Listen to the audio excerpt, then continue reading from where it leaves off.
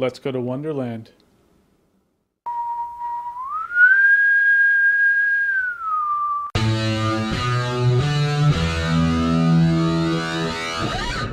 Alice in Wonderland. I went into this movie with dog shit expectations. After Tim Burton's Charlie and the Chocolate Factory, something about him, he just started to piss me off. And everything in the trailer for this movie looked like just horrible CGI. Like the Red Queen had a huge head and she looked like some sort of marionette horror baby. So I wasn't looking forward to it. But I actually liked it a lot more than I thought I would. It takes place 13 years after Alice in Wonderland, so instead of a re-envisioning, it's actually a sequel. I'm pretty sure Burton did it this way because if he didn't, he wouldn't be able to have Johnny Depp in most of the movie. And who be kidding, Depp is just the Burton bread and butter. But this movie isn't actually the Johnny Depp showcase I thought it would be. I mean, it still kind of feels like the Johnny Depp show, but Alice is still the main point, so that was cool. And the Alice in this movie is exactly what you'd expect from a girl who tripped balls and went to Wonderland 13 years prior. Methed out, pale white skin, dark circles around the eyes, just Tim Burton. Then again, how sound would any of us look if someone laced our shit with absinthe and sent us down a rabbit hole when we were 6 years old? I mean, the girl didn't stand out. A zillion other chicks could have played Alice in this movie, but she didn't suck, so I'm okay with it. And it has all the characters you remember from Alice in Wonderland, the Tweedles via bad CGI, that caterpillar getting high on hookah, the Cheshire Cat who was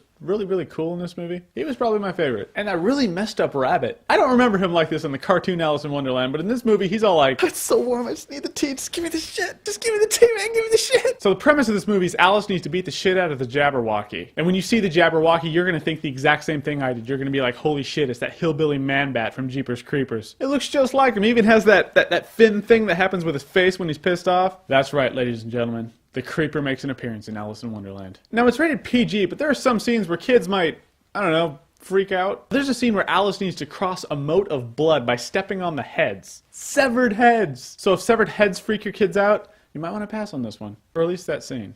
Or two. So its overuse of CGI pissed me off.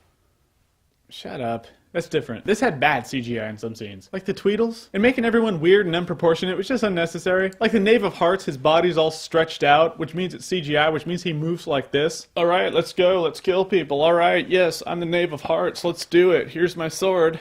Let's kill him. The Knave of Hearts being played by Crispin Glover, whose greatest roles include George McFly from Back to the Future, and almost kicking David Letterman in the head on his own show. It's in the sidebar, go check it out. You need to see it, because it's just that awesome. But as for Alice in Wonderland, if you take your family to see it, you're all going to have a good time. It's definitely worth a family night out. But if you're one of those people that have been following this movie ever since like Marilyn Manson was going to direct it or some shit in the 90s, and the Hot Topic gods just demand that Marilyn Manson Alice in Wonderland vision, you might be disappointed. But if for nothing else, the Tim Burton Alice in Wonderland is infinitely better than the Tim Burton Charlie and the Chocolate Factory. It seemed to end a little fast, but it's rated PG for God's sakes. Your kids are not going to give a shit. And if you like what you've seen here and you want to see more, then click on the other link in the sidebar to see more videos. That's right, in a world of $15 a ticket 3D movies, I give you free entertainment.